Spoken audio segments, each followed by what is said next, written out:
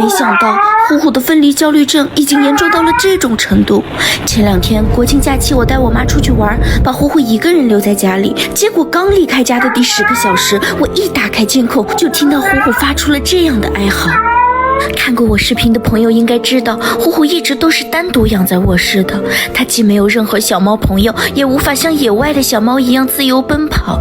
它每天都蹲在门口等我回家，它的世界里真的就只有我。妈妈没有办法让你的肉体得到自由，那就让你享受味蕾的自由吧。这个麦麸迪 buff 烘焙猫粮采用 buff 丛林食谱，肉骨内脏和天然植萃的科学配比，深度还原小猫在原始生活状态下完整的猎物饮食结构。虽然没办法给小猫一整片丛林，但是却可以给它一整片丛林的营养呀。妈妈以后再也不让宝宝叫妈妈这么久了，好不好？可怜死你！